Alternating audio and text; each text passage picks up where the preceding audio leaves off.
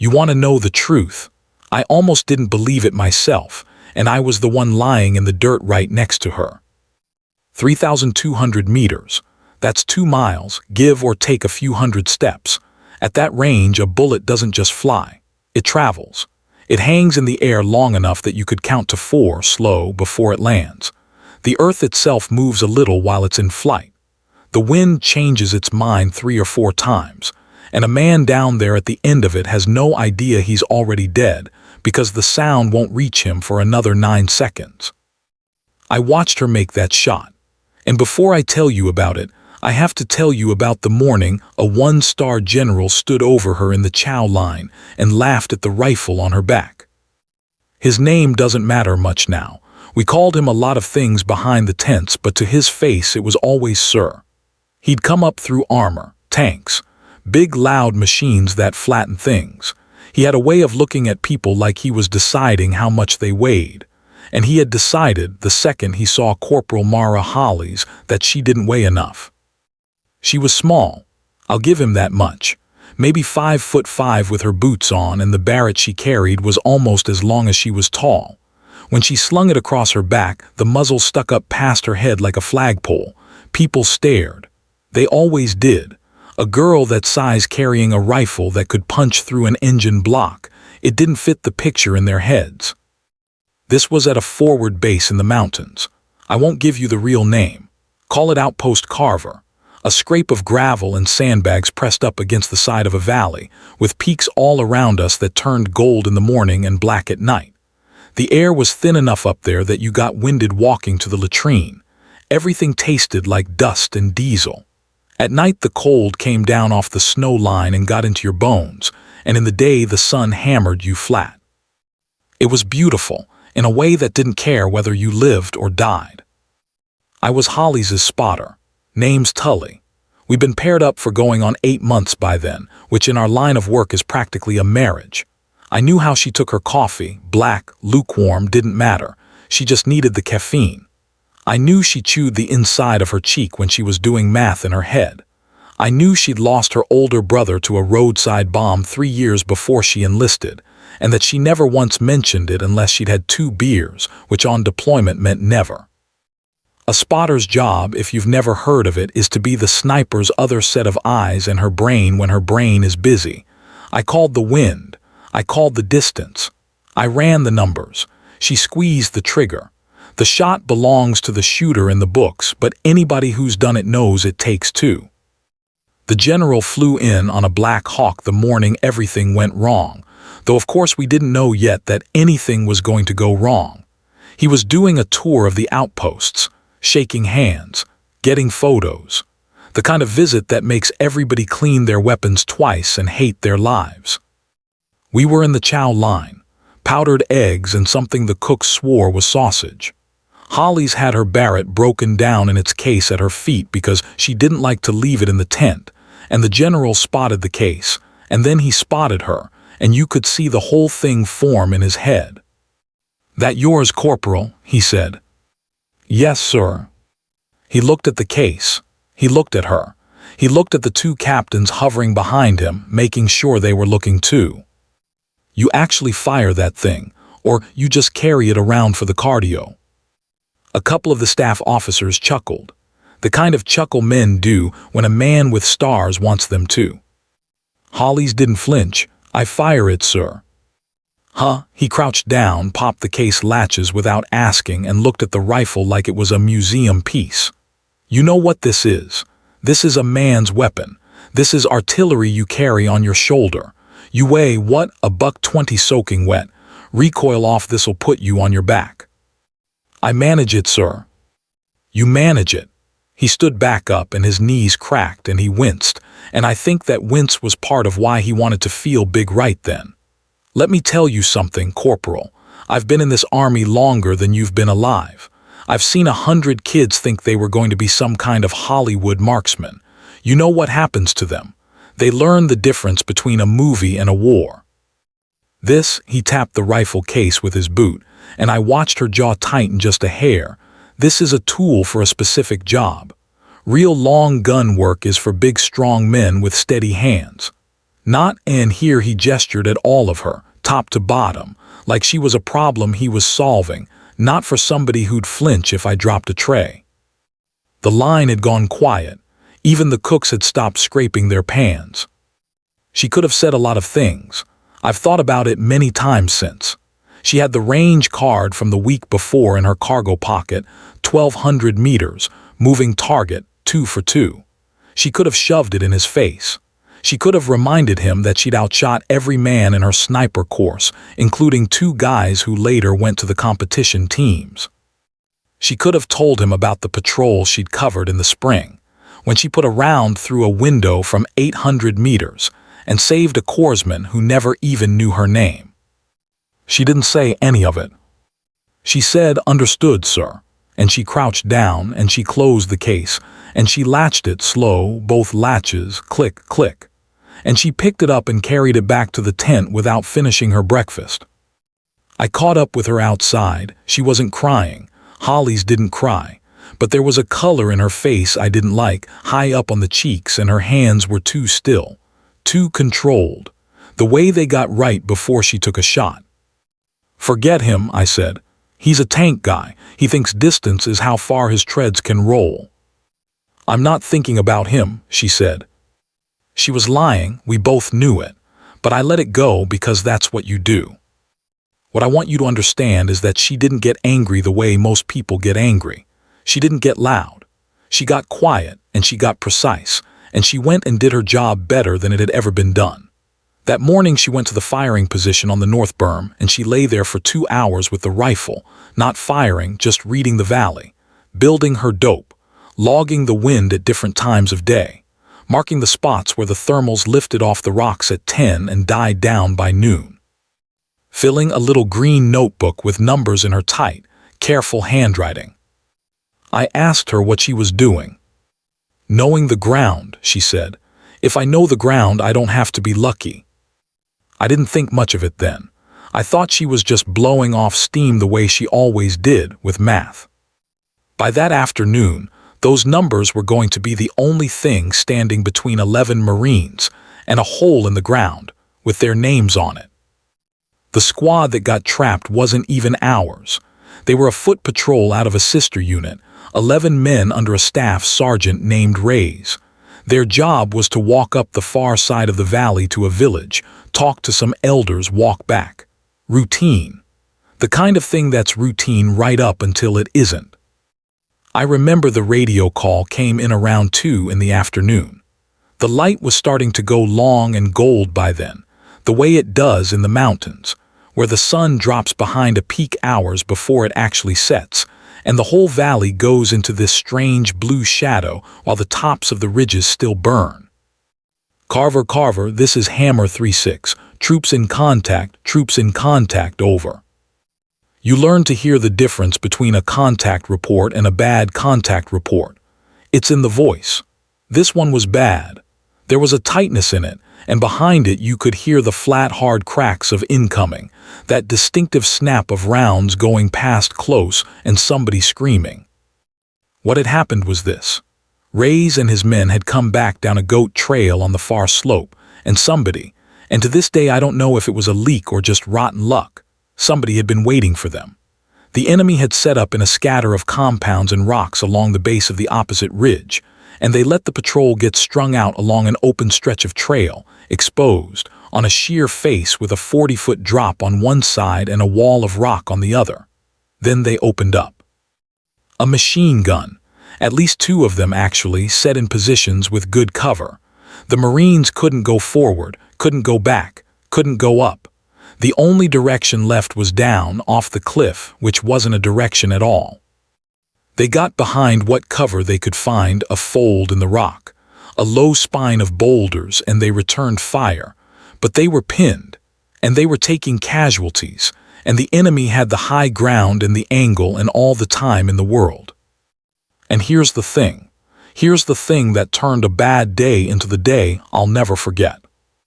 That trail, that exact stretch of cliff where Reyes and his men were dying, was 3,200 meters across the valley from our North Berm.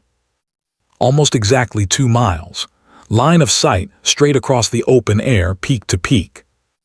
The closest help on the ground was 40 minutes out over broken terrain. Air was even worse. The only birds in range were committed somewhere else, and the weather was starting to close, clouds dropping down over the high passes. The mortar teams ran the math and came back grim. The angle was wrong, the range was at the very edge, and the trail was so narrow, and the Marines so close to the enemy that any round that fell short or long would land on our own people. They couldn't risk it. 40 minutes. That's a long time to be pinned in the open. People do the arithmetic in their heads. 11 men, 2 machine guns, no cover worth the name. 40 minutes might as well have been 40 years. I was in the command post when this all came together, listening to the radio, watching the captain's face go gray. And I'll be honest, I had no idea what I was even hopping for. There wasn't anything to hope for. You can't reach across 2 miles of empty air and pluck men off a cliff. And then Hollies walked in. She'd heard the traffic on the squad net in the tent. She had her notebook in one hand. She didn't ask permission to speak. She just put the notebook down on the map table, opened to the page she'd filled that morning, and she said, "I can range the near machine gun position. Maybe both." The captain looked at her like she'd spoken in another language. "Corporal, the contact is across the valley. That's over 3,000 meters. 3,200 give or take," she said. "I shot the slope this morning. I've got the dope. Nobody hits anything at 3,200 meters. Somebody did once," she said. "Canadians, Iraq, 3,500 and change, it's been done." The captain stared at her. There was a beat of silence in that tent that I can still feel in my chest, 8 years later, if I close my eyes.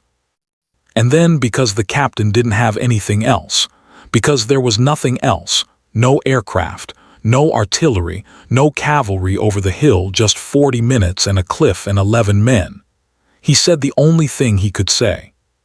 "What do you need?" "My spotter," she said, and she looked at me, "and for everybody to be quiet.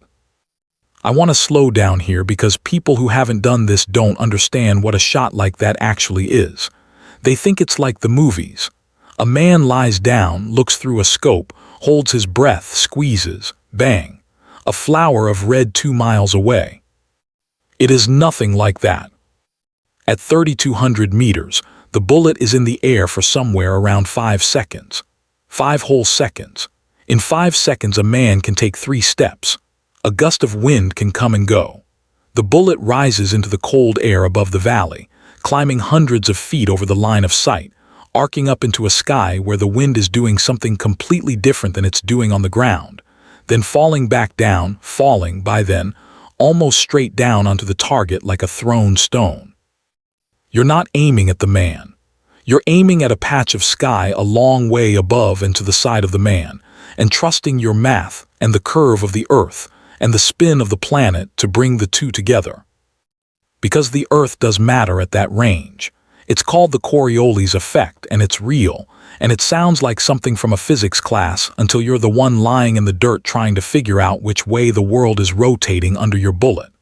The spin of the rifling drifts the round to one side. They call it spin drift, and that's another foot or two. The temperature changes the density of the air. The altitude changes it again. The fact that you're shooting downhill across a valley changes the way gravity pulls on the round. Every single one of these things is a small number, and every single one of those small numbers at 2 miles becomes the difference between a hit and a clean miss into empty rock. Hollies knew all of it. That little green notebook had all of it. We set up on the north berm. She got prone behind the Barrett, settling into it the way she always did, becoming part of the dirt. I got down beside her with the spotting scope, and we put our eyes on the far slope. I found them fast. You could see the muzzle flashes from the enemy positions, little winking lights in the blue shadow at the base of the far ridge. And above them, on that thread of trail, I could just make out our guys. Dark shapes pressed into the rock, not moving much. One of them dragging another by the collar into the lee of a boulder. I could see, in the spotting scope, the puffs of dust where rounds were chewing into the rock above their heads. 2 positions, I said. Near ones behind a low wall, maybe 40 meters left of a square compound. Far ones up in the rocks, harder to make. The near one's the one chewing them up. Range to the near one. I lazed it. The number came back and it made my stomach drop, even though I'd known it would. 3205. She didn't react. She just started turning the dials on her scope, dialing in the elevation, all that drop, more drop than I'd ever dialed for in my life. Then she looked at her notebook, then back at the scope.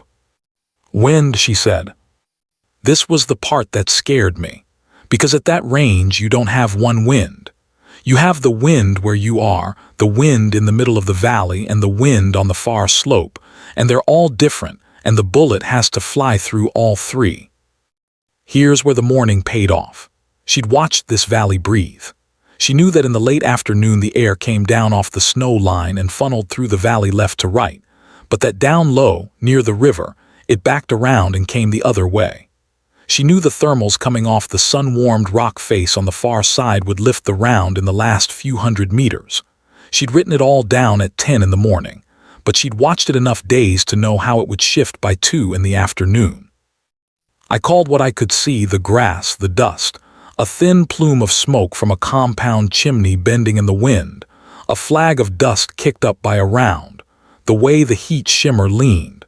She took it and she ran it against what she already knew, and she did the math in her head, chewing the inside of her cheek, and she dialed her windage. It took maybe 90 seconds. It felt like an hour. The whole time in the scope I could see those Marines bleeding on the rock. Then the radio crackled, Ray's voice, tighter than before. Carver, we got 2 times urgent surgical. We are black on cover. I say again, we are black on cover. Where is my support? Over. Black on cover means out of cover. It means men are about to start dying who haven't died yet. The captain's voice came back, steady, the way good officers make their voice steady when everything inside them is screaming. Hammer 3-6, we have an element working a solution. Stand by. Working a solution. 11 men under machine gun fire, and the solution was a 5'5" corporal who'd been laughed out of the chow line that very morning. I looked over at her. You good? I need them to stop the gun for 9 seconds after I fire, she said, not looking up from the scope. Tell them, when I call splash, count 9, then push. The far gun's going to be the problem. I keyed the net and passed it. The captain passed it down to Ray's. I heard Ray's acknowledge. Holly settled deeper into the rifle. I watched her breathing slow. In through the nose, out through the mouth, slower, slower. The way you do when you're getting your heart rate down, because at this range, even your own pulse can move the muzzle enough to miss. Last wind, she said. I read it one more time. Holding, maybe a hair more left to right than a minute ago, quartering. Copy. She made a tiny adjustment. Then she went still in a way I can't really describe. It's like she stopped being a person and became part of the machine. The rifle, the dirt, the air, the math, all of it one thing, and her at the center of it perfectly still. I put my eye back to the scope and found the near machine gun position. The low wall. I could see now, a man behind it, just his head and shoulders and the gun, working it side to side, raking the trail. Send it when you're ready, I said, quiet. She didn't answer. She never answered that. She just breathed out. Halfway and held. The Barrett went off. I have fired and been next to that rifle 1,000 times and the sound still gets me. It's not a crack. It's a physical thing. It slaps the air out of your lungs and the muzzle brake throws a shockwave that kicks dust up 6 feet on either side and you feel it in your teeth. The whole berm seemed to jump. Splash, she said, calm as church, the second the recoil settled, started the world counting. And then we waited. This is the worst part. This is the part nobody tells you about. After the shot, there's nothing to do but watch the empty air and wait for a bullet you can't see to cross 2 miles of sky. 5 seconds, I counted them. 1, the recoil still ringing in my chest. 2. Holly's already back on the scope, watching, not breathing. 3. Somewhere out there a piece of metal was at the top of its arc, hundreds of feet above the valley floor, starting to fall. 4. I could see the man behind the wall, still working his gun, completely unaware. 5. The dust kicked up 2 feet to the left of the position, low and left. A miss. My heart fell out of me. Missed 2 feet left, maybe a foot low, splash left. She was already turning the dial. She didn't curse, she didn't flinch. She just took the correction. The bullet had told her something the math hadn't. The wind in the middle of the valley, a touch stronger than she'd called, and she fed it back into the rifle. This is the thing the general never understood. The first shot at that range isn't a failure, it's a question. The valley answers it, and then you ask again with the answer. Sending again. Send it. She breathed out, held. The Barrett slapped the air. Splash. 1, 2, 3, 4, 5. The man behind the wall, and I will remember this until the day I die, the man behind the wall simply wasn't there anymore. The gun stopped. Not slowed. Stopped, like someone had cut a wire. A faint puff of pink and dust hung in the shadow where he'd been, and then the wind took it. For a second, I couldn't even speak. Hit, I finally got out. Near gun is down, near gun is down.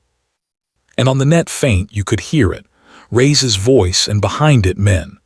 Carver, Carver, near gun is off, the near gun is off the air. What, how? But Holly's wasn't listening to that. She was already searching for the second gun, the hard one, up in the rocks, the one she'd warned about. Because the moment that near gun went quiet, the men on that trail were going to move, and the far gun was going to try to cut them down while they did. Far gun, she said, find it fast. I want to stop, just for a second, and tell you something about that second gun. Because if the first shot was a miracle, the second situation was a nightmare, and Holly's walked into it like it was a math problem she was almost bored by. The far gun was higher up the slope, tucked into a notch in the rocks. It had better cover, only the muzzle and a sliver of the gunner showing. It was farther, too. I lased what I could see of it and got 3220, 15 meters farther than the first. At that range, 15 meters of difference is real. It's another little number to add to all the other little numbers. But here was the part that turned my stomach. The far gun was almost directly above the trail where the Marines were. If she fired and missed long, the round would carry into the rocks above our own men. If she missed short, it could skip down the slope toward them. The margin for a clean shot was a sliver. She had maybe a meter of safe space on either side of that gunner, and beyond it, in every direction, were the people she was trying to save.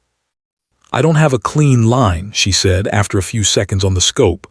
Flat, not panicked, just statting it. He's right above our guys. I miss long, it walks into our people. The radio was alive now. Ray's was getting his men up, dragging the wounded, getting ready to break contact and move back the way they'd come now that the near gun was dead. But the far gun had started up again, and I could see the rounds chewing the rock right above their heads, pinning them down all over again, right back where they started, except now they were committed to moving and couldn't. The captain's voice in my ear, "Can your shooter take the second gun over?" I looked at Holly's. She was chewing her cheek. Her eye never left the scope. "Tell him I need the gunner to expose," she said. "Right now he's behind the rock. I can only see the muzzle. I need a body or I'm just shooting at stone." I passed it up.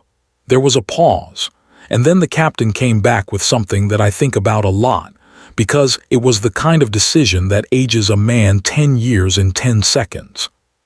"Hammer 3-6, the captain said on the net. "I need you to draw the second gun's fire. Pop smoke and make a feint to the south. Get him leaning out. We need him to show himself." Think about what that order means. He was telling pinned, bleeding men to deliberately draw fire from a machine gun, to make themselves a target on purpose, to bet their lives on a shot that, by every rule of probability, should not be possible, fired by a corporal a general had mocked 9 hours earlier. And Ray's, God bless that man, Ray's came back without a half-second of hesitation. Copy, popping smoke. Tell your shooter to make it count, over. Down in the scope I saw it.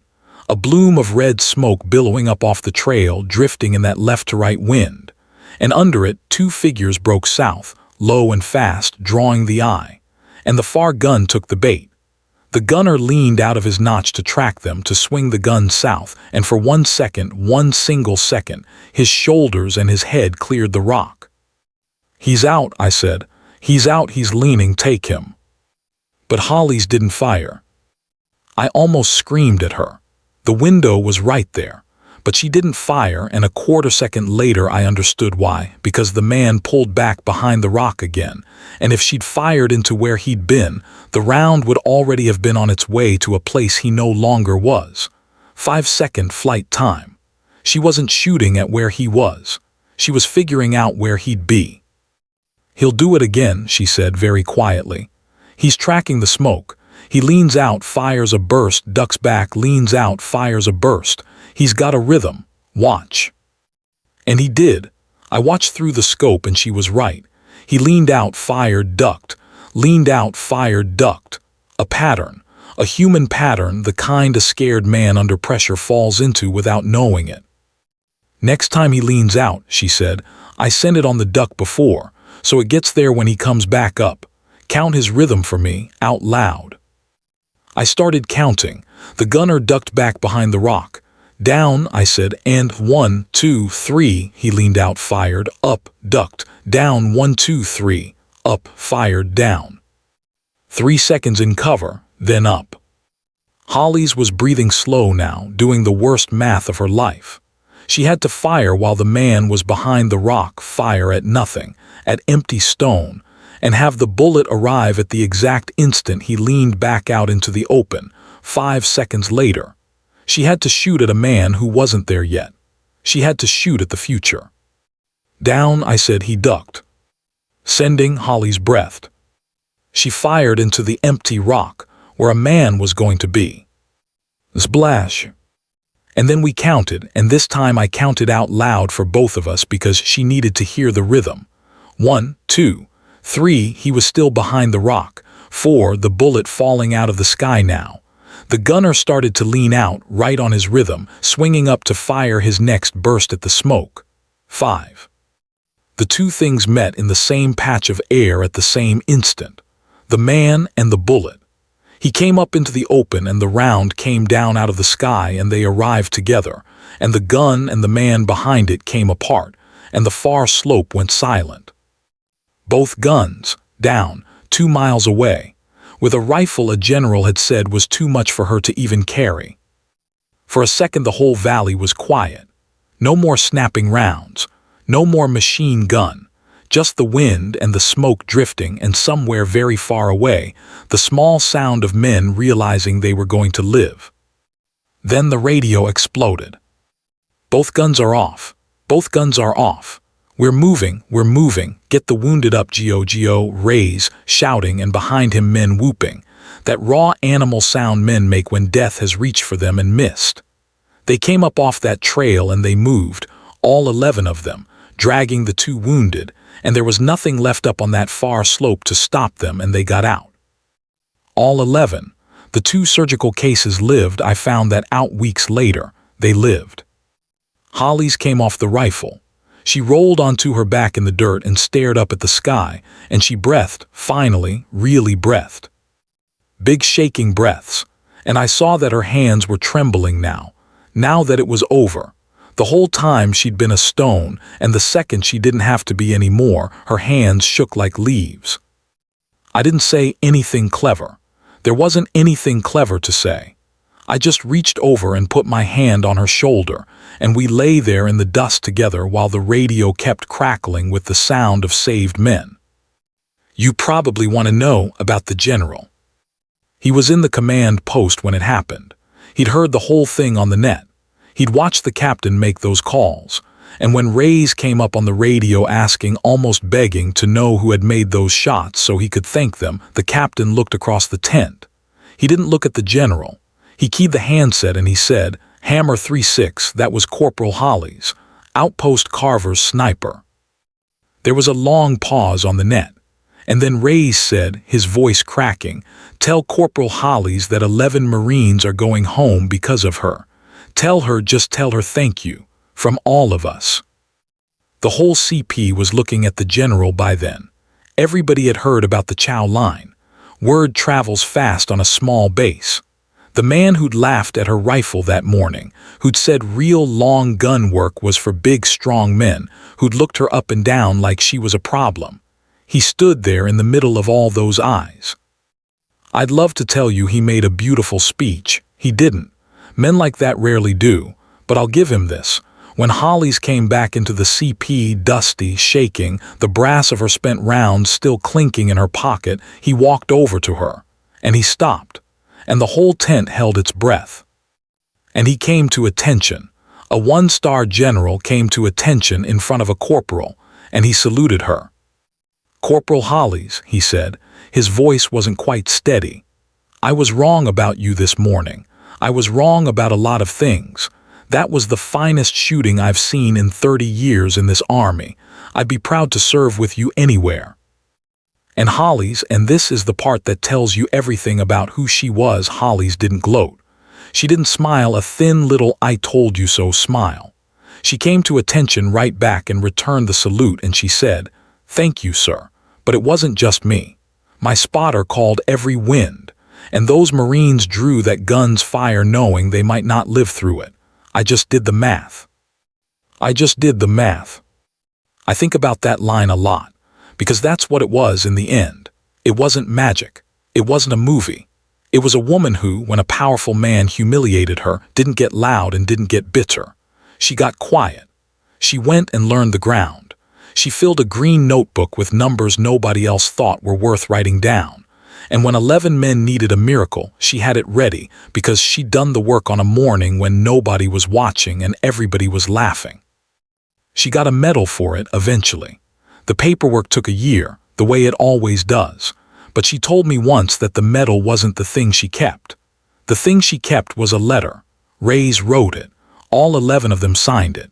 It just said they were alive and they had families and the families were grateful, and would she ever like to come to a barbecue in North Carolina because there'd always be a plate for her.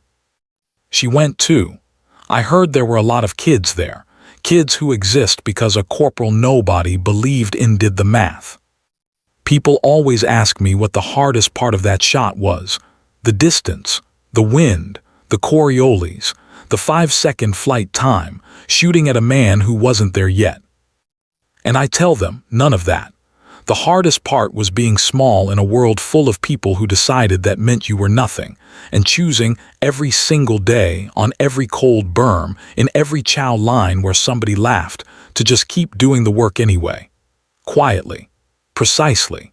Until the day the work was the only thing standing between 11 men and the ground. The general flew out the next morning. Before he got on the Black Hawk, he found her one more time. He didn't say much. He just looked at the rifle on her back, that rifle he'd called too much for her, and he nodded slow.